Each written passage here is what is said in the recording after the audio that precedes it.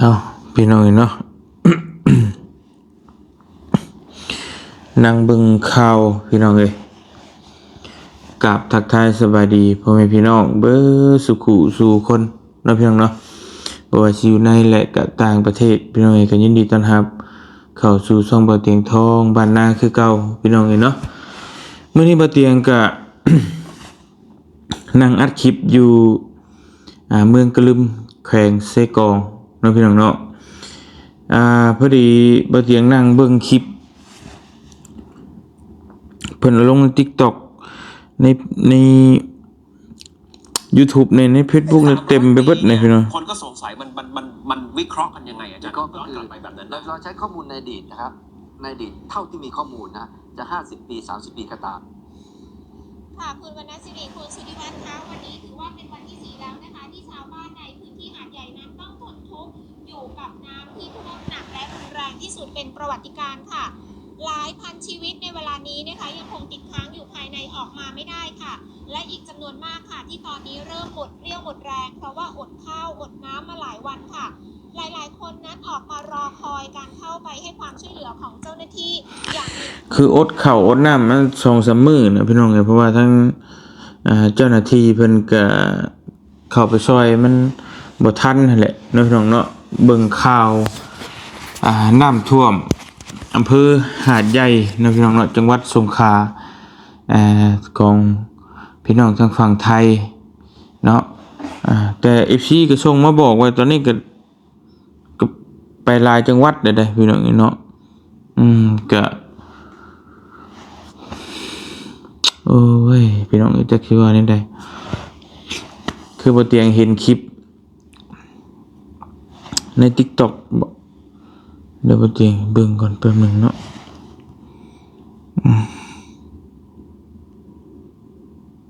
คืออันตรายดีเลยพี่น้องเนาะเบิ่งรูปภาพแต่ละภาพแบบผู้เฒ่าเด็กน้อยแบบอดหิวข้าวหิวน้ำบ่เตียงเห็นแล้วก็หดหู่ใจพี่น้องเนาะคือบ่คิดว่ามันสิเป็นปานนี้นะพี่น้องเป็นหยังภัยธรรมชาติเนาะ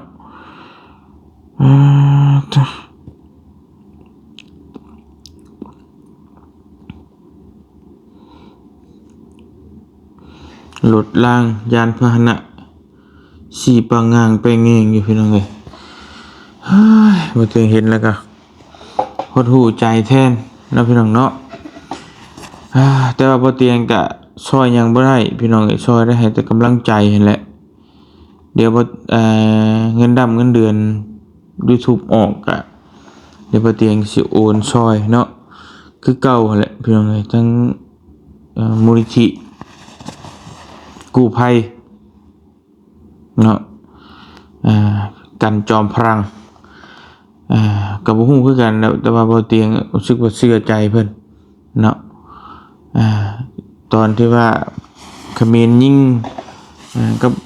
พี่น้องฝั่งไทยกับบ่เตียงก็ช่วย 5,000 บาทมันน่ะบ่หลายดอกพี่น้องเนาะเงินจำนวนน้อยนิดเปรียบเทียบกับคนอื่นนั่นน่ะแต่เฮาก็มีน้อยเฮาก็แบ่งน้อยเนาะมันคือน้ำใจของเพื่อนมนุษย์นำกันเวลาน้ำเดือดร้อนนั่นน่ะเฮาก็ช่วยกันพี่น้องเอ้ยเนาะเดี๋ยวเงินเดือน YouTube บ่เตียงออกก่อนสิโอนช่วยบ่ได้ซื้อข้าวซื้อน้ำกินแบ่งกันกินพี่น้องเนาะเห็นแล้วก็ช่วยได้หลายบ่เตียงก็เว้ามันเป็นภัยธรรมชาติอยู่แม่นอยู่ธรรมชาติแต่ว่าเนี่ยนะคือบ่เตียงช่วยคนมาหลายผ่าหลายปีเนาะพี่น้องหลายร้อยชีวิตแต่ก็เห็นแล้วเราก็รู้สึกเลยว่ามันแบบจักจังใดนะคนเบิ่งเนี่ยอาจจะ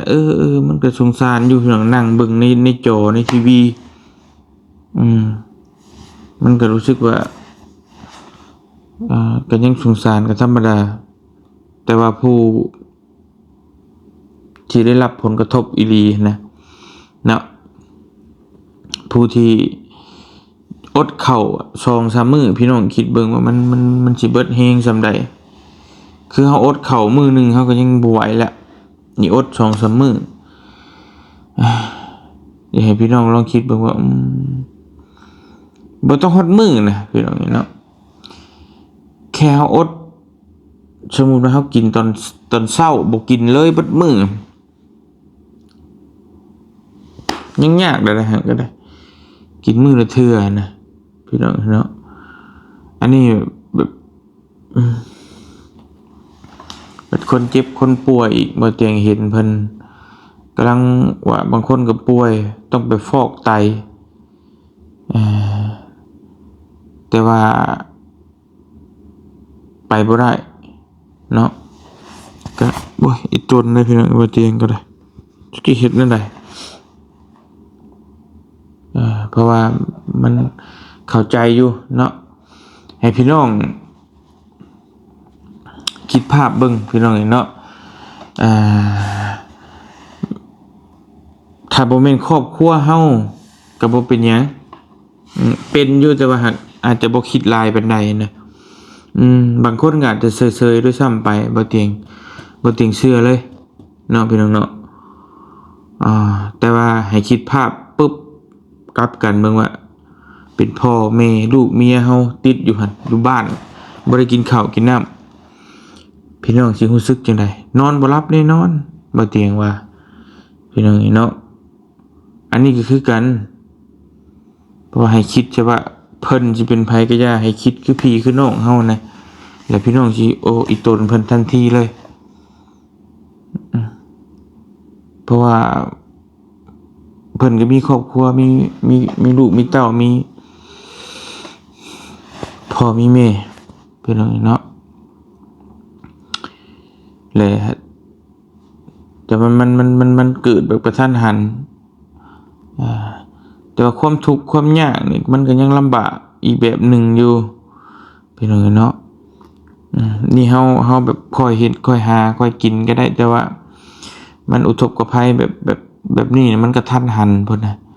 แล้วก็เลยแบบบ่ตั้งโตบ่ทันรถรางยานพาหนะไปเบิดต้องเว้าถึงนะพี่น้องเนาะทุกสิ่งทุกอย่างจักเฮ็ดได้ไดบ่ใช่พี่น้องนี่แหละคือธรรมชาติของโลกเนาะแต่เฮาก็ช่วยกันได้เท่าที่จะช่วยได้แหละอย่างน้อยก็ช่วยชีวิตคนมาได้ก็ยังดียานพาหนะเครื่องของใช้ก็แน่นอนแหละรถรางปลิวไปว่อนไปน้ำนั่นหยังก็เฮาก็บ่สร้างชีวาได้จักสิช่วยแนวใดแล้วตัวนั้นก็ได้พี่น้องเนาะมีแต่ว่ามันเกิดขึ้นแล้วก็รับชะตากรรมแต่ว่าถ้าทางรัฐเพิ่นฝั่งไทยอาจจะชดเชยให้อยู่เฮาก็บ่ฮู้ว่าแนวใดเนาะก็บ่ขอก้าวล่วงมีแต่ว่าเฮาก็ได้แต่ส่งกำลังใจให้ทางพี่น้องฝั่งไทยเด้อทางภาคใต้ภาคกลางภาคใดก็แล้วแต่ที่ได้รับผลกระทบอยู่ก็ขอให้ผ่านพ้นวิกฤตครั้งนี้ไปได้เร็วๆวันเนาะขอให้แคล้วคลาดปลอดภัยได้อยู่ในครอบครัวอย่างมีความสุขเด้อพี่น้องฝั่งไทยเบิดทุกคนจะได้กับส่งกำลังแรงใจไปให้เนาะให้ฮอดให้ถึงให้ฮักให้เพลงคือเก่าว่าสิลาวไทยก็ฮักแพงกันคือเก่าพี่น้องเอ้ยโอ้ยจังได๋ก็คนคือกันเนาะเห็นแล้วก็อีตนนะบ่เตียงก็ให้แคล้วคลาดปลอดภัยเด้อให้น้ำลดลงไวๆเนาะสาธุได้แต่อวยพรให้แล้วก็ส่งกำลังใจให้จักสิเฮ็ดแนวไหนพี่น้องเอ้ยเนาะก็คืออยู่ใกล้บ้านใกล้เมืองก็สิไปซอยนี่จังหวัดสงขลายังบ่เคยไปจักเทื่อบ่เตียงก็เบิ่งสิลองเบิ่งใน Google Map ก่อนไปจังหวัดสงขลาอำเภอหาดใหญ่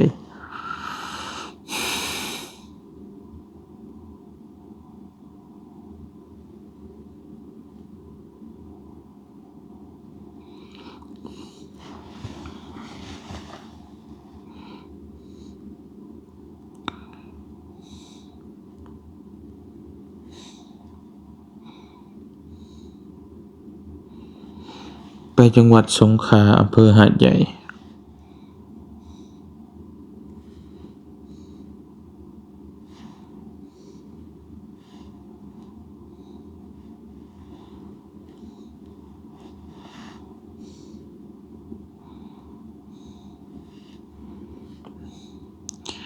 เน็ตก็บ่แฮง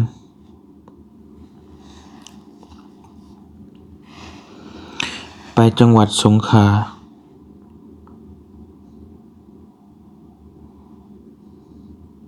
เน็ตก็บ่แฮงเลยพี่น้องเนาะโอ้ย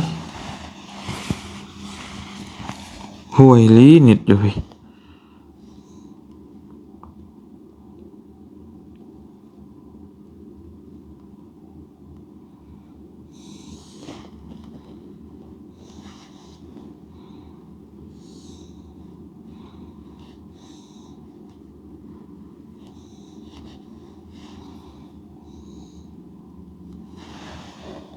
บ่ได้พี่น้องเนาะหมุนติ้วติ้วอยู่เบิ่งอินเทอร์เน็ต อู้ตายคือเป็นอันนี้ก็ยาละเบิ่งบ่ได้กะแต่ว่าประมาณ1,000ปลายแน่นอนพี่น้องเอ้ย1,000 กว่ากิโลแน่นอนแหละมีแต่ส่งกำลังแรงใจให้ทั้งพี่น้องฝั่งไทยเนาะพี่น้องเนาะโอ้ให้ผ่านพ้นวิกฤตนี้ไปได้เร็ววันเนาะจักสิว่าแนวใดบ่เตียงกะ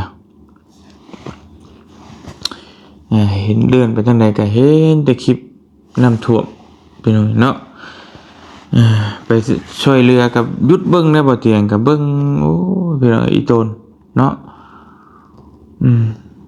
ทางนี้ก็แม่นอยู่ทุกข์ยากเฮาก็ซอยอยู่แต่ว่าทั้งพุ่นมันแบบมันอยู่ในสถานการณ์ที่ไปใส่ก็บ่ได้นะเนาะแต่ว่าอันนี้เฮา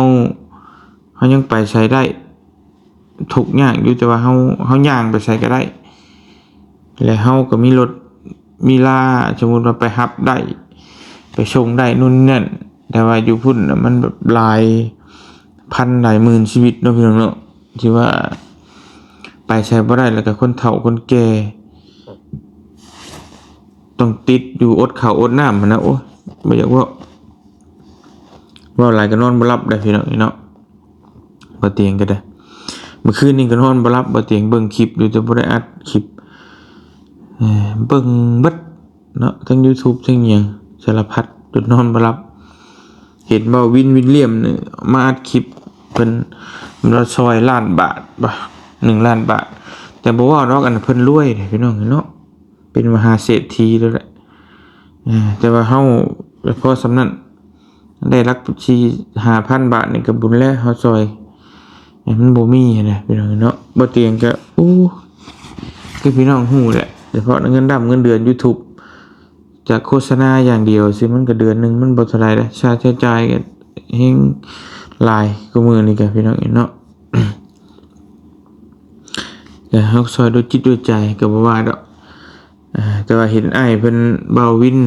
บ่แม่นอ้ายแหละน้องบ่เตียงอีกเนาะเพิ่นอายุ20 กว่าปีเพิ่นนอนบ่หลับบอกว่านอนบ่หลับเห็นข่าวนอนบ่หลับเด้อก็คือกันกับบ่เตียงพี่น้องนอนบ่หลับคือกันสิว่าแนวใดมีแต่ว่าให้แคล้วคลาดปลอดภัยพี่น้องเบิดทุกคนเด้อให้น้ำลดลงไวๆเนาะบัดนี้ก็ทั้งเรื่องที่2เฮานี่ก็บ่แพ้กันแต่ว่าบุคคลเดียวอันนี้ก็ได้น้องแต่พี่น้องเนาะ รถชนขาหักเห็น FC เพิ่นคอมเมนต์ในช่องอยู่ว่ามันบ่เตียงก็บ่ได้เข้าไปเบิ่งมีเวลาคือพี่น้องฮู้แหละนี่นั่นยังบ่ได้อาบน้ำอยู่นี่พี่น้องเบิ่งเด้อเที่ยงคืนยังบ่ได้อาบน้ำอยู่พี่น้องเนาะก็ตอบคอมเมนต์นู่นนี่นั่นแล้วFC เพิ่นบอกว่าคือแก้ปัญหาบ่ได้แต่ว่าเห็นน้องเพิ่นโทรมาอยู่บ่เตียงส่งไปหาแต่น้องเพิ่นยังบ่ตอบดูว่านอนนะบ่เนาะนี่น้องเพิ่นส่งมาหาโทรมาพร้อมพี่น้องเอ้ยดีบ่าวเตียง มีแต่ว่าสบายดีซื่อก็บ่บอกว่าเป็นหยังเนาะสบายดีบ่าวเตียงบ่เตียงก็ส่งหาเพิ่นได้ว่ามีหยังก็ให้บอกแต่ก็จักสิซอยได้แหละพี่น้องเอ้ยเนาะเรื่องแก้ปัญหานี่ก็ น่าจะปัญหาเกี่ยวกับคู่กรณีบ่รู้ว่าจังใดพี่น้องเอ้ยมันก็เว้ายากถ้ามีกล้องวงจรปิดก็จบตัวนี้ก็ได้แต่ก็บ่เตียงเห็นหลายคนละอยู่ทางบ้านนั่นก็หลายแฮงเข้าไปหาจักไผจักยาพี่น้องเอ้ยก็น่าเพิ่นน่าจะช่วยกันแก้ปัญหาได้เนาะก็บ่ว่าติสำนี้ก็สิแก้บ่ได้พี่น้องเอ้ยบ่เตียงก็ลงมาใต้เนาะบ่ได้อยู่ซ้ำก็สิได้ไปเบิ่งน้องเพิ่นมีแต่ไปก็ไปบ่เตียงก็ได้นี่แหละมันบ่ได้อยู่จังหวะสิบ่ได้อยู่ซ้ำคือตอนจังหวะที่เกิดเรื่องหั่นจังหวะบ่เตียงเมื่อบ้านน่ะไปเจรจาให้ตัวนั้นเนาะแต่ว่านี่ก็ถ้าบ่มีไผอีหลีเราก็อาจจะต้องทิ่มทั้งนี้เมื่อเบิ่งได้อยู่แต่ว่ามันตอนนี้น่ะมันหลายคนที่บ่เตียงเห็นเข้าไปถ่ายหลาย10คนว่าสิซะรวมเบิดทั้งทีมงานในทั้งYouTube ในบ้านนั่นแหละก็หลายคู่หลายคนเป็นอย่างนี้เนาะในทีมงานก็มีเบาลี่เบายาวเบานิ้วแล้วก็อีกหลายๆคนมันก็เข้าไปเบิ่งอยู่ก็คือสิโอเคอยู่ดอกแก้ปัญหาเพราะว่าทั้งนี้ทั้งนั้นมันก็ถ้ามันเคลียร์กับมาตกแตกก็ให้เจ้าหน้าที่เพิ่นเนาะมันก็บ่มีไผอยู่เหนือกฎหมายดอกกฎหมายเพิ่นเอาตามกฎหมายนะกฎหมายเพิ่นว่าแนวใดก็ว่าตามนั้นแต่กับปู่กรณีแต่ว่าถ้าบ่เตียงตามที่บ่เตียงได้มีประสบการณ์มานี่ที่เห็นมาหลายๆนี่คือถ้ารถใหญ่ตามรถน้อยนะรถใหญ่ก็ต้องได้เสียได้รับผิดชอบสิผิดที่ถูกก็บ่ฮู้แหละพี่น้องบ่เตียงเคยมีประสบการณ์มาแล้วสองคนเลยบ่เตียงกับบ่ลีพี่น้องเอ้ย2คนเลยแบบเดียวกันเด๊ะตัดหน้าบ่เตียงตัดหน้าแต่บ่ลีก็สวนเลนมาก็ซนอย่างจังแต่ว่าเพิ่นเสียชีวิตเฮาก็ต้องรับผิดชอบทุกอย่างตำรวจก็บอกว่าเพิ่นผิดนั่นแหละแต่ว่ามันเป็นสิว่าจังได๋ถือว่าเป็นธรรมเนียมเป็นประเพณีก็ว่าได้ก็บ่เชิงว่าประเพณีหรอกแต่ว่ามันเป็นแบบนี้ไปแล้วหั่นน่ะเป็นอย่างนี้เนาะ